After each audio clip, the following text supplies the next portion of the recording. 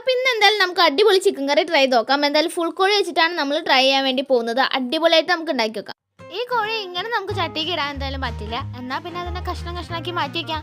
അപ്പോൾ പിന്നെ അതിലേക്ക് വേണ്ട സാധനങ്ങൾ ഉള്ളി, തക്കാളി, പച്ചമുളക്, അങ്ങനെ ചെറിയ ചെറിയ ഐറ്റംസ് നമ്മൾ വീട്ടിൽ നിത്യേന ഉപയോഗിക്കുന്ന ഐറ്റംസ് ആട്ടോ.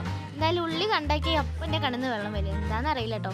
അപ്പോൾ നമുക്ക് ഉള്ളിയൊക്കെ അരിഞ്ഞ് മാറ്റി വയ്ക്കാം കേട്ടോ. പിന്നെ നമുക്ക് അതൊക്കെ തക്കാളിയൊക്കെ വേണം, അതൊക്കെ നമുക്ക് വേഗം അതായത് റെഡിയാക്കി മാറ്റി വയ്ക്കാം. ഞാൻ എന്തായാലും പണിയെടുക്കുമ്പോഴത്തേന് കുറച്ച് നേരം പിടിക്കും കേട്ടോ. എന്തായാലും അമ്മ കഴിഞ്ഞില്ലേ ചോദിക്കുന്നുണ്ട്. എന്തായാലും എൻ്റെ ഒന്നും തീരുന്നെനിക്ക് തോന്നണില്ല.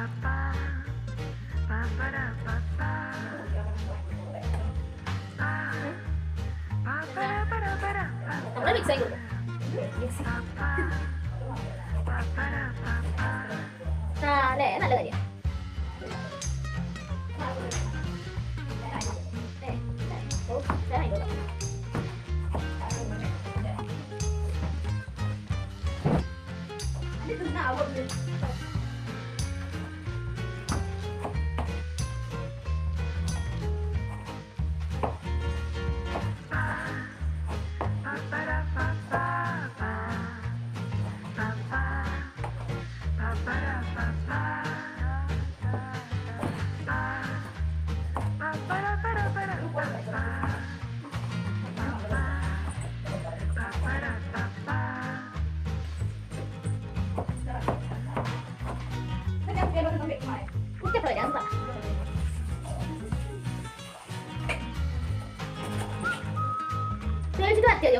ഈ ഒരു പണി കൃത്യതയോടെ മാത്രമാണ് ചെയ്യാൻ പറ്റുള്ളൂ. ആയുധം കയ്യിൽ വെച്ചിട്ടുള്ള കളിയാ മക്കളെ, സൂക്ഷിച്ചോ. അപ്പം ഞാൻ ഭയങ്കര കൃത്യതയിൽ മാത്രം ഞാൻ അവിടെ കട്ട് ചെയ്ത് റെഡിയാക്കി സെറ്റാക്കി എടുത്തിട്ടുണ്ട് കേട്ടോ. എന്നാൽ പിന്നെ നമുക്ക് പാപ്പൻ്റെ സ്റ്റൈലിലും കൂടി ട്രൈ ചെയ്ത് നോക്കാം. പാപ്പ ഉണ്ടാക്കണ ആ ചിക്കൻ കറിയുടെ രുചി കണക്കിലെടുത്തിട്ട് ഞാൻ കുറച്ച് പൊടികളൊക്കെ അളവ് ഞാൻ ചേർത്ത് കൊടുത്തിട്ടുണ്ട്. അടച്ചിട്ട് നല്ലപോലെ കുറച്ച് നേരം നമുക്ക് വെക്കാം കേട്ടോ. എന്നിട്ട് നമുക്ക് ഉള്ളിയും തക്കാളിയൊക്കെ വഴറ്റി നല്ലപോലെ സെറ്റാക്കി എടുക്കണം. ഞാൻ നല്ല കൃത്യതയോടെ അരിഞ്ഞത് കാരണം കണ്ടോ, തക്കാളിയൊക്കെ നൈസായിട്ടാണ് ഞാൻ അരിഞ്ഞെടുത്തിട്ടുള്ളത് ഇവിടെ.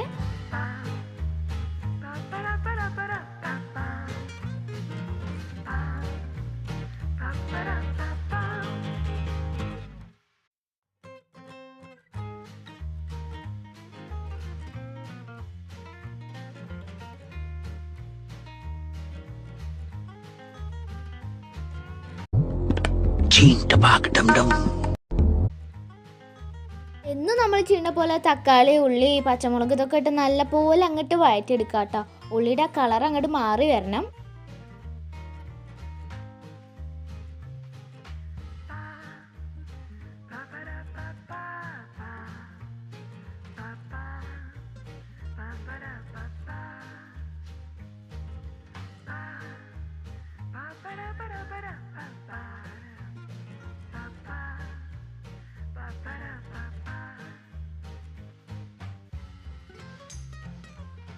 ഇന്ന് നെക്സ്റ്റ് പോയപ്പോൾ ഒരു പേരക്കയും വാങ്ങിക്കൊടുത്തിട്ടുണ്ടായിരുന്നു കേട്ടോ. നമ്മുടെ വീട്ടിലുണ്ടാവണം അതേ ഒരു സൈസ് വലുപ്പത്തിലുള്ള ഒരു പേരക്ക, നല്ല മധുരമുള്ള ഒരു പേരക്കയും കൂടി ആയിരുന്നു കേട്ടോ.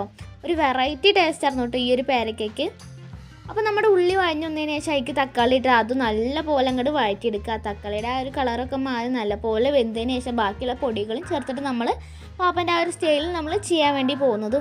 ഞാൻ എത്ര അങ്ങോട്ട് ശ്രമിച്ചിട്ടും ആ ഒരു സ്റ്റൈലിലും പിന്നെ ആ ഒരു രുചിയിലേക്ക് അങ്ങോട്ട് കിട്ടണില്ല കേട്ടോ.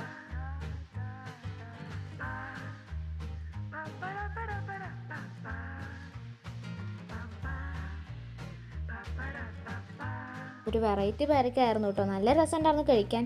ഞാനത് കഴിച്ചിട്ട് അങ്ങനെ നമ്മൾ ചിക്കനിലെ കണക്ക് നോക്കി ഇങ്ങനെ ഇരിക്കുകയായിരുന്നു കേട്ടോ. ഇതൊന്നെങ്ങാനും ആവുമോ എന്നുള്ള ചോദ്യം കേട്ടോ അമ്മയുടെ.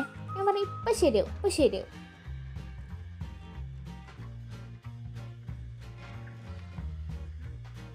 ചിക്കനിലേക്ക് നമ്മൾ ആവശ്യത്തിന് വേണ്ട പൊടികൾ ചേർത്ത് കൊടുത്തിട്ടുണ്ടായിരുന്നു കേട്ടോ. അപ്പോൾ മസാലയ്ക്ക് വേണ്ട ആവശ്യത്തിനുള്ള പൊടികൾ ചേർത്ത് കൊടുത്തിട്ട് നല്ലപോലെ വഴറ്റിയിട്ട് അങ്ങോട്ട് മാറ്റി വയ്ക്കാം കേട്ടോ. എന്നിട്ട് നമുക്ക് അതിലേക്ക് ചിക്കൻ കൊട്ടിയിട്ട് നല്ലപോലെ ഇളക്കി സെറ്റാക്കിയിട്ട് നമുക്ക് അടച്ചു വെക്കാം. നിങ്ങൾ ഇതേപോലെ ഒന്ന് ട്രൈ ചെയ്ത് നോക്കുക എന്തായാലും.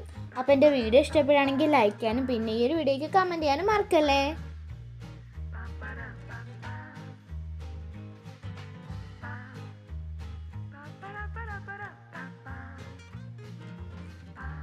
മാറ്റി വെച്ച് നമ്മുടെ ചിക്കനും കൂടി ചേർത്ത് കൊടുത്തിട്ട് നമുക്ക് നല്ലപോലെ ഇളക്കി മിക്സ് ആക്കി കൊടുക്കാം കേട്ടോ. നമ്മളിങ്ങനെ ഓരോ സാധനങ്ങളൊക്കെ ഉണ്ടാക്കിക്കൊണ്ടിരിക്കുമ്പോൾ ഞാനൊരു കാര്യം പറയാറുണ്ട് കേട്ടോ. ആ കാലം ഇന്ത്യയാണ്, മറ്റേ കാലം ഏട്ടൻ്റെ എന്നൊക്കെ ഏട്ടനൊക്കെ പറയാറുണ്ട്. എൻ്റെ കൂടെ സ്ഥിരമുള്ള പരിപാടി കേട്ടോ അത്. എന്താ അറിയില്ല, ഈ ഒരു ചിക്കൻ കറിയുടെ മണം കേട്ടപ്പോഴേക്കാൻ അറിയില്ല മയോണൈസ് കഴിക്കാൻ തോന്നിട്ടോ. അപ്പം ഞാൻ അങ്ങനെ മയോണൈസ് ഉണ്ടാക്കാൻ വേണ്ടി തുടങ്ങാണ്. മുട്ടയും പിന്നെ അത് ഉപ്പ് ഓയിലൊക്കെ ചേർത്തിട്ട് ഞാൻ ബീറ്റ് ചെയ്ത് കൊടുത്തു കേട്ടോ. സംഭവം വർക്കാവണില്ല. റെസിപ്പി ഉണ്ടെങ്കിൽ ഒന്ന് പറഞ്ഞു തരണേ കേട്ടോ. ഇപ്പോഴാണ് ഗൈസ് ഞാൻ ആ സത്യം അറിയുന്നത്, ചിക്കനിൽ നടന്ന സത്യം. നിങ്ങളിത് കേട്ട് നോക്കൂ ഗൈസ്. എന്താ പറയും പോലെ ശരിയാട്ടോ. അല്ലേ നമ്മൾ കടയിൽ നിന്ന് ഇവിടെ താഴ്ത്തു വാങ്ങാൻ അത്ര ചിക്കൻ തന്നെയാണ്. കളക്കളിയാണത്, കളക്കളിയാണ് അല്ലേ? മനസ്സിലായോ ഗൈസ് നിങ്ങൾക്ക് ആ സത്യം? എന്നാ പിന്നെ നമുക്കിനി ചിക്കൻ കറി കൂട്ടിയിട്ട് ഒരു പിടി അങ്ങോട്ട് പിടിക്കാം കേട്ടോ. ചെറിയ ശരിയായി തരാ.